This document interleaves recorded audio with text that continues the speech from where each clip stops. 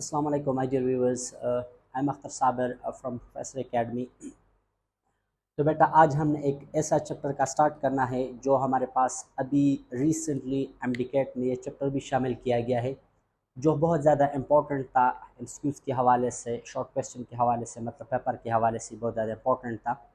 तो इसी को अब इन्होंने एमडीकेट में भी शामिल किया गया है। तो आज हम इसी चैप्टर को स्टार्ट करते हैं, which is a vector and equilibrium. तो बेटा इसी चैप्टर को स्टार्ट करने से पहले बेटा यहाँ पर हमने ये कुछ राइटिंग की हुई है। तो बेटा देख लें, फिजिकल क्वांटिटी को असल में हम तीन ग्रुप्स में डिवाइड करते हैं। एक को बेटा हम कहते हैं स्केलर फिजिकल क्वांटिटी, या इसको हम जनरली कह सकते हैं स्केलर्स। सेकंड को बेटा हम कहते हैं वेक्टर फिजिकल क्वांटिटी, या इसको हम बेटा वेक्टर्स के नाम से कह सकते हैं, या आप इसको कहोगे वेक्टर फिजिकल क्वांटिटी या vectors. And the third one is called tensor physical quantity, या इसको आप सिंपली टेंसर्स भी कह सकते हैं। अच्छा, तो पहले हमने यहाँ पर डिफाइन करना होगा कि हमारे पास स्केलर फिजिकल क्वांटिटी क्या होता है या स्केलर्स क्या होता है। स्केलर फिजिकल क्वांटिटी कहना या जस्ट स्केलर्स कहना, these are the same things. Okay, तो how we can define scalar physical quantity. आप कहोगे कि those physical quantities which can be completely defined only by its magnitude is called a scalar physical quantity। Scalar हमारे पास क्या होता है, वो फिजिकल क्वांटिटी होता है जिसको हम सिर्फ और सिर्फ डिफाइन कर सकते हैं बाय इट्स मैग्नीट्यूड। अब हमारे पास मैग्नीट्यूड हमारे पास क्या होता है, तो मैग्नीट्यूड हम सिंपली कह सकते हैं कि व्हाट इज मैग्नीट्यूड। मैग्नीट्यूड बेटा हम यहाँ पर किस तरह डिफाइन करते हैं मैग्नीट्यूड को, व्हाट इज मैग्नीट्यूड। तो मैग्नीट्यूड बेटा हम सिंपली कहेंगे what is mean by magnitude, numerical value, एक numerical value होगा और उसके साथ प्लस प्रॉपर यूनिट होगा। तो what is mean by magnitude. Magnitude बेटा हम फिजिक्स में हम किस तरह डिफाइन करते हैं, हम कहते हैं कि numerical value plus proper unit. जो हमारे पास एक न्यूमेरिकल वैल्यू होगा और उसके साथ एक प्रॉपर यूनिट होगा। अब इस प्रॉपर यूनिट का मतलब क्या होता है, ये आप लोगों ने क्लास 9 में भी पढ़ा होगा। जिस तरह हम कहते हैं मास की जब हम बात करते हैं तो हम कहते हैं कि लेट्स सपोज 10, और फिर यहाँ पर हम लगा लेते हैं kg। तो अब यहाँ पर मैंने एक नंबर लगा लिया, उसके साथ मैंने एक स्पेसिफिक यूनिट लगा लिया। तो बेटा हम इसको क्या कहते हैं, ये हमारे पास एक मैग्नीट्यूड हो गया। क्यों, एक नंबर प्लस एक प्रॉपर यूनिट। प्रॉपर यूनिट का ये मतलब होता है, आप इस तरह नहीं कह सकते हैं कि लेट्स सपोज इस बॉडी का मास है 5 न्यूटन, इस तरह आप नहीं कह सकते। सही, या आप इस तरह आप नहीं कह सकते कि इस बॉडी का फॉर एग्जाम्पल मास है 100 सेकेंड है। तो इस तरह मास के लिए उसका एक अपना प्रॉपर यूनिट लगाना होगा और उसके साथ एक नंबर लगाना होगा। तो इसी को बेटा हम क्या कहते हैं, इसको हम मैग्नीट्यूड कहते हैं। तो जिस तरह बेटा को मैंने यहाँ पर डिफाइन कर दिया कि वो फिजिकल क्वांटिटी जिसको हम डिफाइन कर सकते हैं ओनली बाय इट्स मैग्नीट्यूड। अगर आप इसको किसी को बता दें उसका मैग्नीट्यूड, तो उसको ये क्लियर होता है कि आपके पास ये कितना क्वांटिटी है। सही, तो वो क्वांटिटी जिसको हम कंप्लीटली डिफाइन कर सकते हैं by its magnitude, that is called scalar physical quantity, या इसको आप सिंपली स्केलर्स कह सकते हैं। फॉर एग्जांपल यहाँ पर मैंने कुछ एग्जांपल दिए हुए हैं। लेंथ हमारे पास एक स्केलर है, मास एक स्केलर है, टाइम एक स्केलर है। तो यहाँ पर मैंने ये चंद एग्जांपल दिए हैं स्केलर फिजिकल क्वांटिटीज या स्केलर्स के। अच्छा, अब यहाँ पर ये एक पॉइंट नोट कर लो कि there is no need of direction for them. मतलब ये है कि स्केलर के लिए डायरेक्शन की ज़रूरत नहीं होती। असल में कभी कभार ये टीचर हजरात ये कहते हैं कि स्केलर्स के हमारे पास कोई डायरेक्शन नहीं होता। डायरेक्शन हो सकता है, लेकिन इसको डिफाइन करने के लिए हमारे पास डायरेक्शन की कोई ज़रूरत नहीं होता। फॉर एग्जाम्पल यहाँ पर देख लो, यहाँ पर मैंने एक पॉइंट लिखा है कि scalars may have direction. Scalars physical quantity की भी हमारे पास क्या हो सकते हैं, डायरेक्शन हो सकते हैं, जिसको हम डायरेक्शनल स्केलर्स भी कभी कभार कहते हैं। तो यहाँ पर देख लो, ये देख ले, ये जो हमारे पास है करंट है या टाइम है या एरिया है। So these are scalars quantity, these are scalar quantities, but still there is, ये जो हमारे पास ये तीन फिजिकल क्वांटिटी होते हैं, इन तीनों के तीनों हमारे पास ये क्या है, these are scalar physical quantity, but still they have their directions. यहाँ पर देख लो, जिस तरह हमारे पास टाइम होता है, टाइम का यहाँ पर हमारे पास डायरेक्शन होता है। जिस तरह हम कहते हैं ना पास्ट, फिर हमारे पास ये आ रहा है प्रेजेंट तक, और फिर ये हमारे पास टाइम जा रहा है फ्यूचर में। तो ये हमारे पास ये देख लो, तो टाइम का एक प्रॉपर डायरेक्शन है, टाइम कभी भी आपके पास रिवर्स में नहीं जा सकता। तो यहाँ पर आप देख लो टाइम हमारे पास इसका एक स्पेसिफिक डायरेक्शन है, जो हमारे पास पास्ट फिर प्रेजेंट में आ रहे हैं, फिर इस तरह हमारे पास ये फ्यूचर में जाए। तो ये देख लो, ये हमारे पास इसका अब स्पेसिफिक यहाँ पर एक डायरेक्शन है, लेकिन फिर भी हम इसको क्या कहते हैं, फिर भी हम इसको स्केलर कहते हैं। इसी तरह हमारे पास ये जो करंट होता है, current is a scalar physical quantity but still it has a direction. For example the direction of conventional current की मैं यहाँ पर बात कर रहा हूँ। तो यहाँ पर हम कन्वेंशनल करंट की बात करते हैं जो पॉजिटिव चार्ज की वजह से होता है। तो हम यहाँ पर कहते हैं कि करंट का जो डायरेक्शन होता है कन्वेंशनल करंट का, वो कहाँ से कहाँ तक होता है, वो हमारे पास पॉजिटिव टर्मिनल से negative terminal of the battery तक होता है। तो यहाँ पर इसका डायरेक्शन है, लेकिन फिर भी हम इसको क्या कहते हैं, इसको फिर भी हम स्केलर फिजिकल क्वांटिटी कहते हैं। इसी तरह यहाँ पर हमारे पास जो एरिया वेक्टर होता है, एरिया होता है, यहाँ पर कभी कभार एरिया को हम एज अ वेक्टर भी ट्रीट करते हैं। यहाँ पर अगर हम देख लें तो इसका हमारे पास यहाँ पर डायरेक्शन होता है। ये हम चैप्टर नंबर 11 में, सॉरी चैप्टर नंबर 10 मतलब फर्स्ट सेकंड ईयर के चैप्टर नंबर इलेक्ट्रोस्टैटिक में और करंट इलेक्ट्रिसिटी में, वहाँ पर ये पॉइंट्स वहाँ पर हम पढ़ेंगे। तो ये जो एरिया का कंसेप्ट है, इसका कभी कभार हम डायरेक्शन भी लेते हैं, और ये फिर हम सेकेंड ईयर की इलेक्ट्रिक फ्लक्स टॉपिक में और मैग्नेटिक फ्लक्स के टॉपिक में वहाँ पर हम पढ़ेंगे। अच्छा, तो ये थी हमारे पास little better information about scalar के। स्केलर हमारे पास क्या होता है, वो फिजिकल क्वांटिटी जो कम्प्लीटली डिफाइन होता है किस पर, हमारे पास डायरेक्शन के अलावा भी आप उसको क्या कर सकते हो, डिफाइन कर सकते हो। मतलब वो फिजिकल क्वांटिटी जो हमारे पास क्या रखता हो, जिसको आप डिफाइन कर सकते हैं only by its magnitude, that is called scalar physical quantity. अच्छा, अब यहाँ पर बेटा हम पढ़ेंगे, हमारे पास नेक्स्ट जो पोर्शन होता है वो हमारे पास होता है वेक्टर या वेक्टर फिजिकल क्वांटिटी। तो नेक्स्ट हेडिंग बेटा हमारे पास होगा vectors,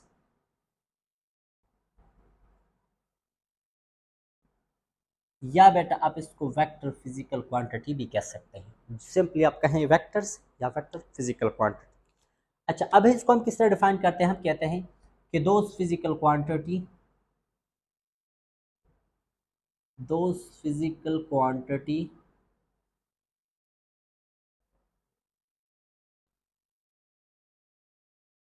which can be completely defined या explained by its magnitude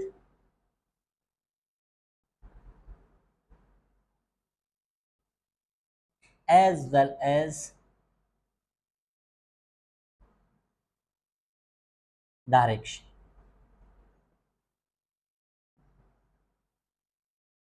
अच्छा, तो उस फिजिकल क्वांटिटी को बेटा हम वेक्टर्स कहेंगे, जिसको आप डिफाइन कर सकते हो किस पर, जिसको आप डिफाइन कर सकते हो मैग्नीट्यूड पर, और उसी के साथ साथ आपने उसके लिए डायरेक्शन को भी डिफाइन करना होगा। तो उस फिजिकल क्वांटिटी को बेटा हम क्या कहते हैं, उस फिजिकल क्वांटिटी को हम वेक्टर्स कहते हैं, या इसको आप सिंपली वेक्टर फिजिकल क्वांटिटी भी कह सकते हो। तो यहाँ पर देख लें, ये हमारे पास जो नेक्स्ट पोर्शन है इसी का, वो हमारे पास क्या है, वो हमारे पास है वेक्टर्स या vector physical quantity.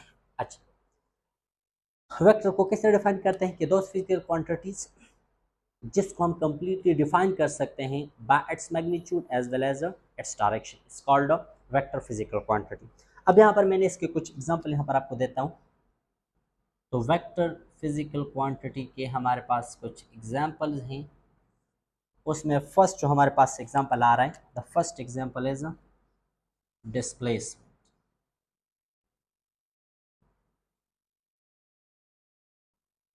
The second example is velocity.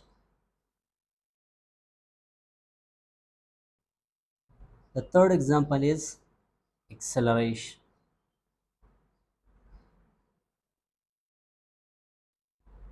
इसी तरह ये जो हमारे पास है, इसी तरह आप मोमेंटम भी ले सकते हैं।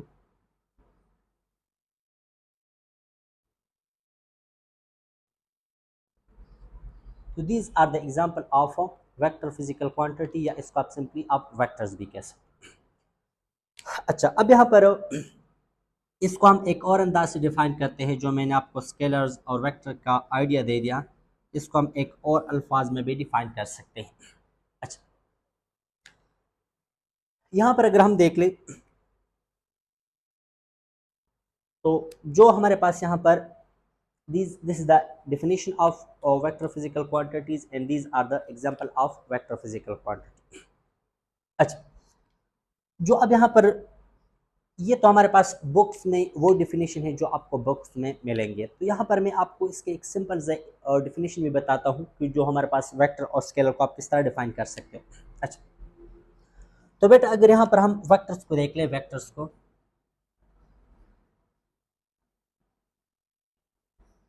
तो वेक्टर्स को आप बेटा इस तरह भी डिफाइन कर सकते हैं। किस तरह? फॉर एग्जाम्पल यहाँ पर देख लो कि those physical quantities which has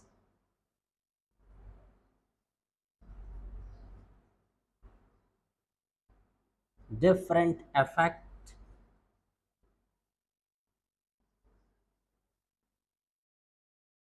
and different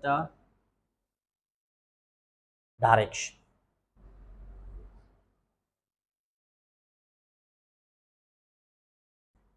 vector physical quantity को आप इस तरह भी डिफाइन कर सकते हो, आप कहोगे कि वो फिजिकल क्वांटिटी जो हमारे पास डिफरेंट असर रखता हो, डिफरेंट इफेक्ट रखता हो इन डिफरेंट डायरेक्शन।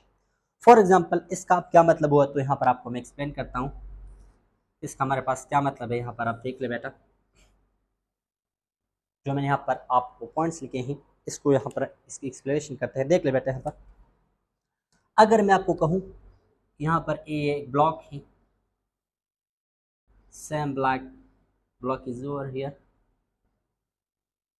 और यहाँ पर आपके पास ये एक ब्लॉक, तो यहाँ पर बेटा यहाँ पर मैं इस पर फोर्स अप्लाई कर रहा हूँ, 10 न्यूटन फोर्स इस पर अप्लाई कर रहा हूँ।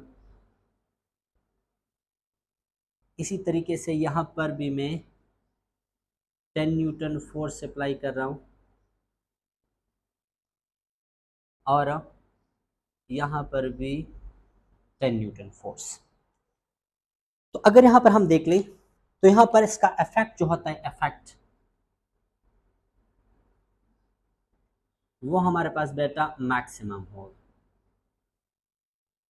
अगर हम फोर्स इस बॉडी पर इस डायरेक्शन में लगाते हैं तो इसका इफेक्ट हमारे पास क्या होता है, मैक्सिमम होता है, क्योंकि यहाँ पर डिस्प्लेसमेंट और फोर्स का डायरेक्शन सेम होता है, तो वर्क हमारे पास फोर्स का यहाँ पर इफेक्ट क्या होगा, वर्क होगा, और वो यहाँ पर हमारे पास इसका मैक्सिमम इफेक्ट होगा। इसी तरह यहाँ पर इसका जो इफेक्ट होगा वो हमारे पास जीरो होगा। क्यों? क्योंकि यहाँ पर फोर्स और डिस्प्लेसमेंट का एंगल 90 डिग्री होगा, these are perpendicular, it will has no effect, so यहाँ पर इसका इफेक्ट यहाँ पर जीरो है, और यहाँ पर इसका इफेक्ट जो होगा वो हमारे पास मिनिमम।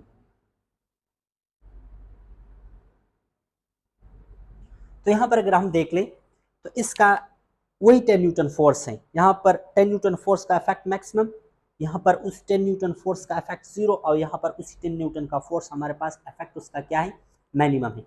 तो यहाँ पर भी 10 न्यूटन फोर्स, यहाँ पर भी 10 न्यूटन फोर्स, और यहाँ पर भी हमारे पास 10 न्यूटन फोर्स है।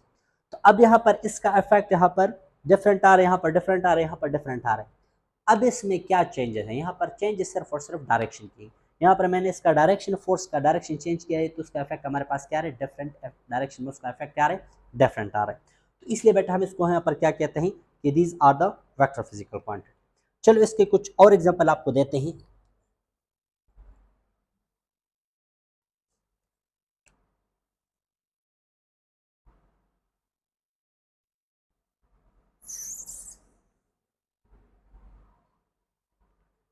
अच्छा, अब जिस तरह मैंने आपको यहाँ पर बताया कि हमारे पास डिस्प्लेसमेंट भी हमारे पास एक वेक्टर फिजिकल क्वांटिटी होता है, तो यहाँ पर मैंने इसका एक नई डेफिनेशन जो लिखा है कि इसका इफेक्ट डिफरेंट होगा इन डिफरेंट डायरेक्शन। तो आइए चेक करते हैं कि डिस्प्लेसमेंट का भी डिफरेंट डायरेक्शन में डिफरेंट असर होता है कि नहीं होता। अगर डिफरेंट डायरेक्शन में उसका अगर डिफरेंट असर होता है तो हम फिर कहेंगे कि this is called a vector physical quantity. तो चलिए यहाँ पर आपको एक एग्जांपल से समझाते हैं बेटा, दूसरे एग्जांपल से। This was the first example, यहाँ पर आपको एक दूसरा एग्जांपल देते हैं। जो डिस्प्लेसमेंट,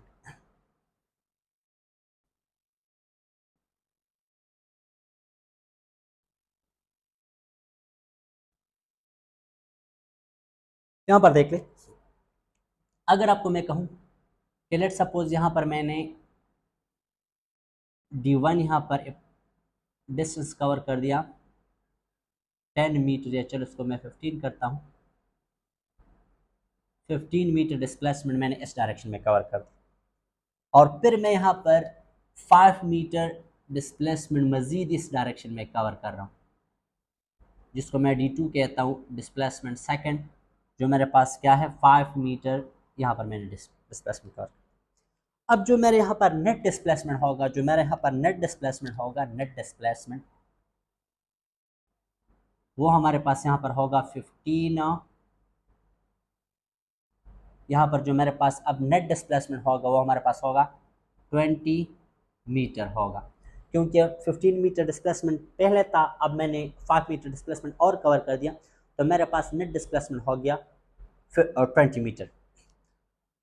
अब अगर यहाँ पर मैं केस नंबर सेकंड में इस तरह लेता हूँ कि चलो मैं इस तरह करता हूँ कि मैंने यहाँ पर 15 मीटर D1 वो मैंने कुछ इस डायरेक्शन में लिया, 15 मीटर मैंने इस डायरेक्शन में डिस्प्लेसमेंट कवर कर दिया, और फिर मैं यहाँ पर 5 मीटर कुछ यूँ इस डायरेक्शन में आ रहा हूँ, 5 मीटर में यहाँ पर रिवर्स डायरेक्शन में आ गया, ये मैंने डिस्प्लेसमेंट D2 कवर कर दिया। तो यहाँ पर भी डिस्प्लेसमेंट D1 15 मीटर था और D2 5 मीटर था, यहाँ पर भी D1 15 मीटर है और यहाँ पर सेकंड जो है वो है 5 मीटर। लेकिन यहाँ पर जो अब इसका नेट डिस्प्लेसमेंट आएगा, यहाँ पर जो मेरे पास नेट डिस्प्लेसमेंट होगा, तो डिस्प्लेसमेंट बेटा हम क्या कहते हैं, इनिशियल पॉइंट से फाइनल पॉइंट तक जो फासला जो पाथ होता है इसको हम डिस्प्लेसमेंट कहते हैं। तो ये हमारे पास इसका इनिशियल पॉइंट है, ये हमारे पास इसका फाइनल पॉइंट है, तो यहाँ पर इसका ये जो नेट डिस्प्लेसमेंट आ रहा है ये हमारे पास अब कितना आ रहा है, ये हमारे पास अब 10 मीटर आ रहा है। तो देख लो अब यहाँ पर नेट डिस्प्लेसमेंट मेरे पास कितना आ रहा है, यहाँ पर मेरे पास नेट डिस्प्लेसमेंट फर्स्ट केस में 20 मीटर आ रहा था, सेकंड केस में मेरे पास यहाँ पर 10 मीटर आ रहा है। अगरचे दोनों केस में मेरे पास D1 और D2 सेम है, यहाँ पर भी D1 15, यहाँ पर भी D1 15, यहाँ पर भी D2 5, यहाँ पर भी 5, लेकिन इसका नेट इफेक्ट क्या आ रहा है, एक में 20 मीटर आ रहा है, दूसरे में हमारे पास 10 मीटर आ रहा है। तो अब इसका वजह क्या है कि मैंने सिर्फ इसका डायरेक्शन चेंज कर दिया, यहाँ पर मैंने दोनों सेम डायरेक्शन में लिया है, यहाँ पर मैंने एक को इस डायरेक्शन में और सेकंड को उसके रिवर्स डायरेक्शन में लिया है, तो डायरेक्शन चेंज करने से इसका हमारे पास क्या आ रहा है, इफेक्ट चेंज हो रहा है। अच्छा,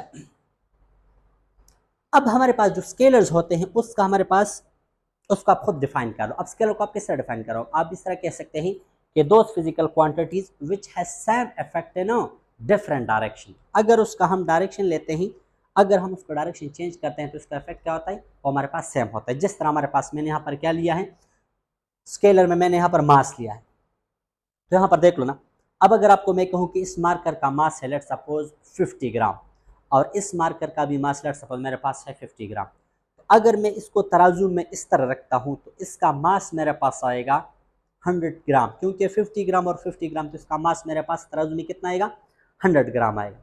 लेकिन अगर इसको मैं इस तरह रख लूँ, दोनों का अगर मैं इस तरह रख लूँ, तराजू में मैं अगर इस तरह रख लूँ, तो तब भी यहाँ पर वो क्या देगा, मुझे 100 ग्राम देगा। तो इसका मतलब यही कि इसका मैंने डायरेक्शन चेंज करने से इसका इफेक्ट में कोई चेंज नहीं आ रहा, तो इसलिए हम कहते हैं कि मास हमारे पास क्या होता है, वो हमारे पास एक स्केलर फिजिकल क्वांटिटी होता है, क्योंकि उसका डिफरेंट डायरेक्शन में असर क्या होता है, सेम होता है। अच्छा, अब यहाँ पर इस डेफिनेशन के मुताबिक आप एक वेक्टर और स्केलर को बहुत आसानी से समझ सकते हो। देखिए, जिस तरह हमारे पास करंट होता है, करंट के मैंने यहाँ पर एक एग्जांपल दिया है कि current is a scalar quantity, तो यहाँ पर आप इसको प्रूव भी कर सकते हो कि करंट क्यों स्केलर है, ये आप इस डेफिनेशन के मुताबिक इसको आप प्रूफ कर सकते हो, डिफाइन कर सकते हो। चलो यहाँ पर देख ले, यहाँ पर मैंने आपको क्या बताया कि वो फिजिकल क्वांटिटी हमारे पास स्केलर होगा जिसका डिफरेंट डायरेक्शन में हमारे पास असर सेम होता है, उसको हम स्केलर कहते हैं। और वेक्टर क्या होता है, जिसका डायरेक्शन चेंज करने से उसका इफेक्ट क्या होता हो, चेंज होता है, उसको हम क्या कहते हैं, उसको हम वेक्टर फिजिकल क्वांटिटी कहते हैं। अच्छा, तो ये अब यहाँ पर हम ये समझते हैं कि करंट हमारे पास क्यों वेक्टर स्केलर क्वांटिटी, यहाँ पर हमने ये समझना होगा कि why current is a scalar physical quantity. तो आइए बेटे यहाँ पर देख लें, why current is a scalar.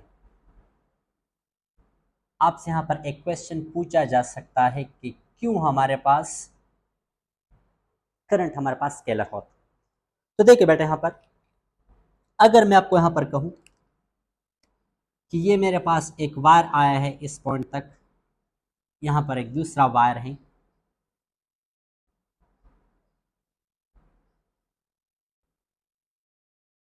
और यहाँ पर मैंने इसके साथ एक बल्ब कनेक्ट किया हुआ।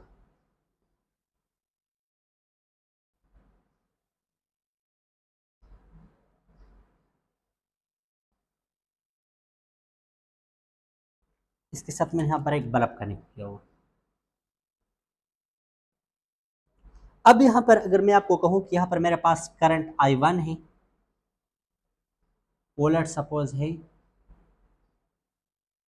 5 एम्पेयर, और यहाँ पर मेरे पास करंट I2 है, वो हमारे पास है 15 एम्पेयर। अब अगर आपको मैं कहूँ बेटा यहाँ पर अब इस बल्ब को जो नेट करंट मिल रहा है, जो यहाँ पर इसको जो जितना करंट यहाँ पर मिल रहा है, वो हमारे पास I जो होगा वो हमारे पास कितना होगा, 5 और 10 15। तो यहाँ पर इसको नेट करंट कितना मिलेगा, वो 20 एम्पेयर मिलेगा। अब अगर मैं यहाँ पर क्या कर लूँ, अगर इस वायर्स को अगर मैं थोड़ा इस डायरेक्शन में कर लूँ, इसी डायरेक्शन में, फॉर एग्जांपल इन वायर का मैं यहाँ पर क्या करता हूँ, डायरेक्शन में यहाँ पर चेंज करता हूँ। इन वायर्स का अगर मैं यहाँ पर क्या कर लूँ, डायरेक्शन अगर चेंज कर लूँ, अब आपके जहन में क्या होगा, यहाँ पर है 5 I1 इज अ 5 एम्पेयर, यहाँ पर I2 हमारे पास क्या है, वो है 15 एम्पेयर। तो अब यहाँ पर जो इसको अब नेट करंट मिलेगा, अब इसको जो यहाँ पर आपके पास अब नेट करंट मिलेगा, वो तब भी हमारे पास क्या होता है, 20 एम्पेयर होता है।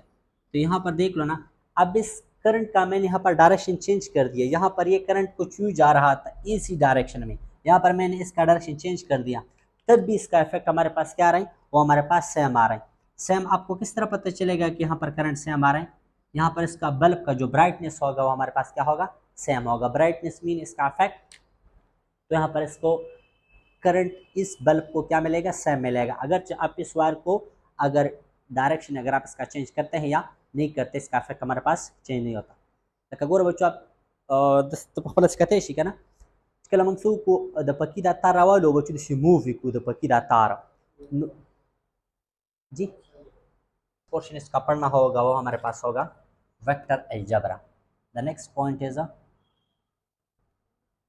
Vector algebra. This is the very important. अगर आप लोगों ने वेक्टर चैप्टर को सीखना है तो आप लोगों ने वेक्टर अलजेब्रा को पढ़ना होगा कि हमारे पास वेक्टर अलजेब्रा हमारे पास क्या होता है। वेक्टर जो बहुत ज़्यादा इम्पोर्टेंट फिजिक्स का एक पोर्शन है।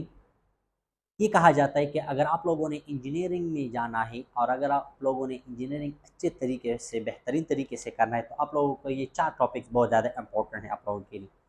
उसमें जो फर्स्ट है वो हमारे पास है वेक्टर, दूसरा है मैट्रिसेस, तीसरा हमारे पास है डेरिवेटिव, और फोर्थ वन हमारे पास है इंटीग्रेशन। तो ये वेक्टर जो है हमारे पास फिजिक्स में इसका एक बहुत ज़्यादा अहम रोल होता है। तो अच्छा, यहाँ पर हम अगर देख लें तो इसका जो फर्स्ट हेडिंग यहाँ पर हमने देना है वो हमारे पास है वेक्टर अलजेब्रा के। हमारे पास वेक्टर अलजेब्रा हमारे पास क्या होता है। तो अब वेक्टर अलजेब्रा में हमारे पास ये 5 पॉइंट्स आते हैं। फर्स्ट जो हमारा है वो है addition of sorry representation of vector, representation of vector. The second one is addition of factor. The third one is subtraction of factor. The fourth one is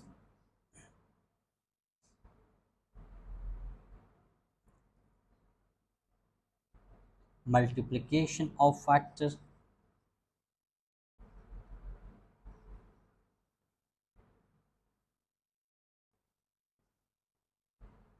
Of vector. इस multiplication में भी हमारे पास फिर तीन टाइप्स होते हैं। एक को बेटा हम यहाँ पर कहेंगे मल्टीप्लिकेशन ऑफ वेक्टर बाय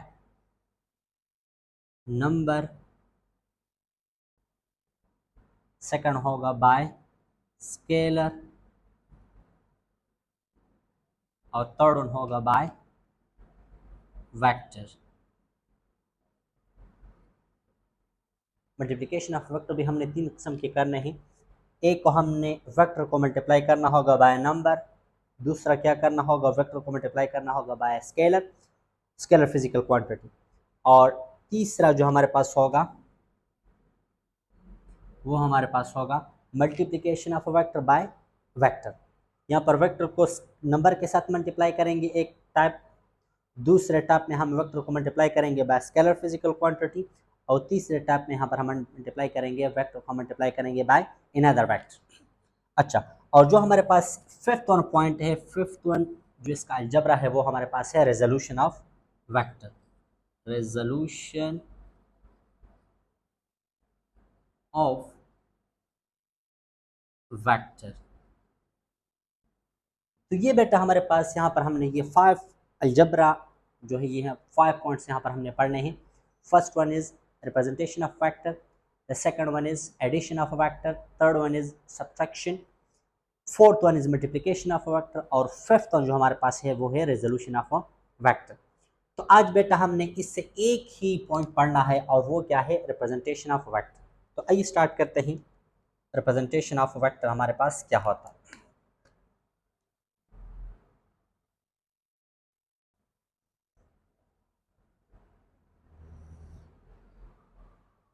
तो बेटा देख ली, यहाँ पर हम हेडिंग देते हैं रिप्रेजेंटेशन ऑफ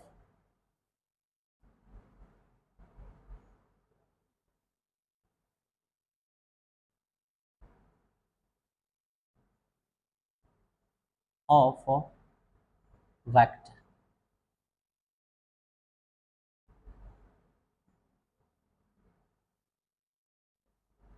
कि वेक्टर को हम किस तरीके से रिप्रेजेंट कर सकते हैं। तो वेक्टर के जो रिप्रेजेंटेशन है वो हमारे पास तीन टाइप्स के रिप्रेजेंटेशन होते हैं। फर्स्ट को बेटा हम क्या कहते हैं, फर्स्ट को बेटा हम कहेंगे सिंबॉलिक रिप्रेजेंटेशन,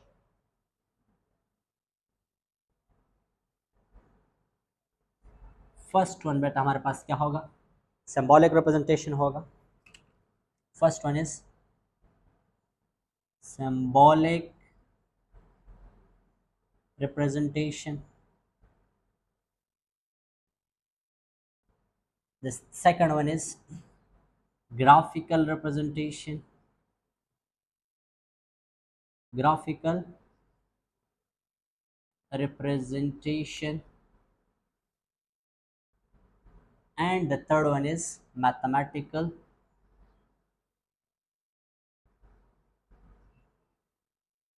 representation.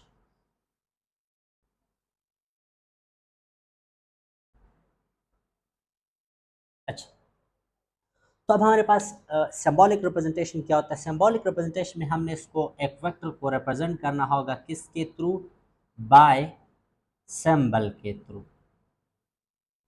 एक वेक्टर को हम रिप्रेजेंट करेंगे bye symbol which is called symbolic representation. और वो सिंबल में हमारे पास बेटा क्या हो सकते हैं, उसमें हमारे पास तीन किस्म के लेटर्स आ सकते हैं, अल्फ़ाबेट्स आ सकते हैं। एक हमारे पास होता है स्मॉल अल्फ़ाबेट्स, स्मॉल अल्फ़ाबेट्स,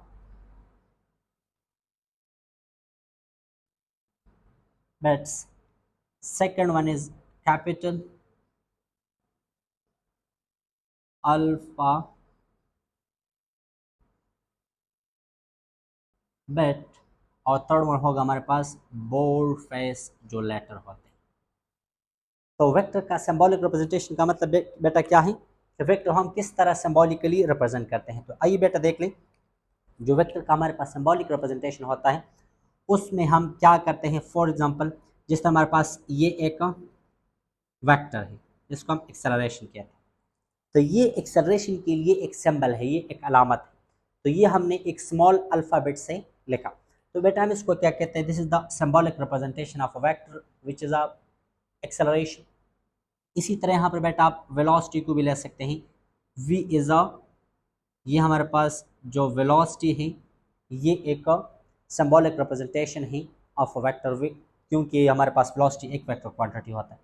इसी तरह हमारे पास जो कैपिटल अल्फ़ाबेट होते हैं वो क्या होता है, फॉर एग्जांपल जिस तरह हम लिखते हैं फोर्स के लिए, फोर्स के लिए बेटा हम कैपिटल एफ लिखते हैं।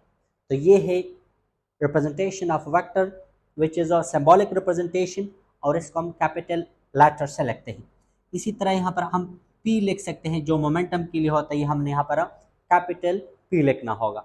और इस तरह हमारे पास आप बोल्ड फेस लेटर भी लिख सकते हो। बोल्ड फेस लेटर का मतलब क्या होता है, जो हमारे पास ये देखें, अब ये एक एक्सेलरेशन है, यहाँ पर आप एक्सेलरेशन को इसी टाइप से भी रिप्रेजेंट करते हैं। ये ए वेक्टर यहाँ पर जो एरो निशान है उस पर ये भी एक्सेलरेशन को रिप्रेजेंट करते हैं, इस तरह आप ये भी एक्सेलरेशन को रिप्रेजेंट करते हैं। जब भी आपने बोल्ड फेस लेटर लिखना होगा उस पर आपने फिर एरो नहीं डालना होगा। तो ये भी आपके पास ये क्या रिप्रेजेंट करता है, एक वेक्टर को रिप्रेजेंट करता है। इसी तरह आप अगर फॉर एग्जाम्पल वेलोसिटी को लिखना चाहते हैं तो यहाँ पर आपने क्या लिखना होगा, यहाँ पर आपने एक बोल्ड फेस लेटर लिखना होगा, अल्फ़ाबेट लिखना होगा।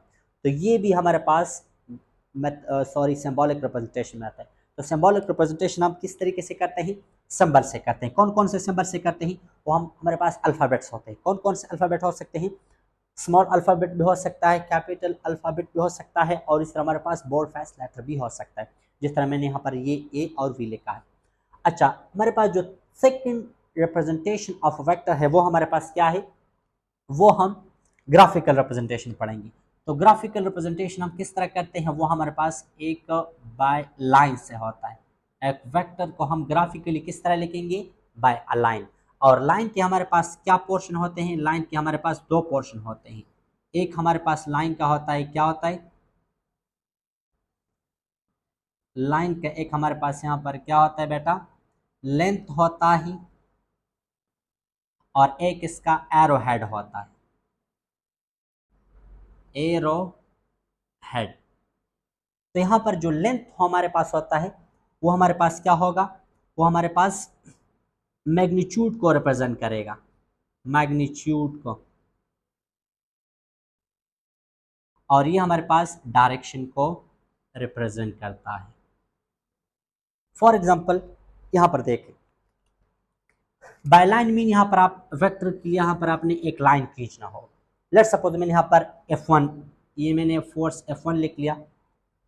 अब यहाँ पर हमें ये पता चल रहा है कि इस फोर्स का डायरेक्शन पॉजिटिव एक्स की तरफ है। यहाँ पर अगर मैं दूसरा वेक्टर इस तरह ड्रॉ करता हूँ तो यहाँ पर मैं लिखूंगा, इसको मैं F2 कहूँगा। अब देख लो, यहाँ पर हम कह सकते हैं कि F1 और F2 का दोनों का डायरेक्शन क्या है, सेम है, क्योंकि एरो हेड शो क्या करता है, वो आपको डायरेक्शन शो करता है। तो अब यहाँ पर हमें ये पता चल रहा है इस दो लाइन से कि F1 मतलब जो फोर्स 1 है और जो फोर्स सेकंड है, इन दोनों का डायरेक्शन हमारे पास क्या है, वो सेम है, क्योंकि दोनों का डायरेक्शन यहाँ पर आपको एरो हेड का डायरेक्शन यहाँ पर दोनों का क्या है, सेम है। लेकिन यहाँ पर अब इसका जो लेंथ है, लेंथ इन दोनों का डिफरेंट है। तो यहाँ पर हम अगर देख लें तो आप ये कह सकते हैं कि the magnitude of force 1 is greater than the magnitude of the second force F2। यहाँ पर इसका लेंथ जो है वो हमारे हमें क्या बताता है, वो हमें मैग्नीट्यूड बताता है कि इस फोर्स का अब मैग्नीट्यूड ज़्यादा है बनिस्बत F2 के। तो जो लेंथ होता है वो हमें मकदार मैग्नीट्यूड बताता है, और जो एरो हेड होता है वो हमारे पास डायरेक्शन बताता है। या अगर मैं आपको अब यहाँ पर इस तरह बताऊं कि लेट सपोज ये यहाँ पर मैं अब आपको F3 ले रहा हूँ, मैं आपको लेट सपोज F3 फोर्स ले रहा हूँ, दिस इज द F3। तो यहाँ पर आप कह सकते हैं कि F3 का डायरेक्शन बिल्कुल अपोजिट है to F1 and F2, but ये जो हमारे पास F3 है ये सबसे कम फोर्स है, अगरचे इसका डायरेक्शन सबसे मतलब अपोजिट है, लेकिन इसका मैग्नीट्यूड सबसे कम है क्योंकि इसका लेंथ हमारे पास सबसे कम आ रहा है।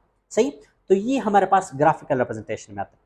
द थर्ड वन इज, वो हमारे पास क्या है, वो हमारे पास मैथमेटिकल रिप्रेजेंटेशन होता है। तो आइए मैथमेटिकल रिप्रेजेंटेशन को पढ़ते हैं कि मैथमेटिकल रिप्रेजेंटेशन हमारे पास क्या होता है। तो हम मैथमेटिकल इक्वेशन से हम एक वेक्टर को रिप्रेजेंट करेंगे। फॉर एग्जांपल हमारे पास यहाँ पर एक वेक्टर है, इसको हम इस तरीके से रिप्रेजेंट करेंगे कि उस वेक्टर का मैग्नीट्यूड और उसी वेक्टर का हमारे पास यूनिट वेक्टर जो हमारे पास इसका डायरेक्शन को रिप्रेजेंट करते हैं। तो वेक्टर का हमारे पास दो चीज़ें होते हैं, मैग्नीट्यूड होता है, तो ए वेक्टर का ए मैग्नीट्यूड होगा और ए कैप उसका डायरेक्शन होगा। इस तरह अगर हमारे पास एफ एक वेक्टर है, एफ वेक्टर है, तो उसका मैग्नीट्यूड क्या होगा, एफ होगा मकदार, और उसका हमारे पास डायरेक्शन क्या होगा, एफ कैप होगा।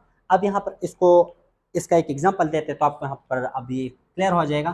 फॉर एग्जांपल अगर आपको मैं कहूँ कि लेट्स सपोज मेरे पास 30 न्यूटन फोर्स है, एफ है मेरे पास 30 न्यूटन फोर्स है, जो हमारे पास आई कैप हमें एक्स एक्सिस की डायरेक्शन बताता है। तो यहाँ पर अगर आप इसको देख लो तो अब इसको आप इस तरीके से किस तरह प्रेजेंट कर सकते हो, इसके साथ थोड़ा आप कंपेयर कर लो। सॉरी, ये देखें, अब यहाँ पर अगर आप इसको लिखते हैं तो ये वो ए वेक्टर हो गया, ये उसका वो मैग्नीट्यूड हो गया, और ये उसका हमारे पास ये इसका मैग्नीट्यूड है, और ये हमारे पास का वो एक कैप।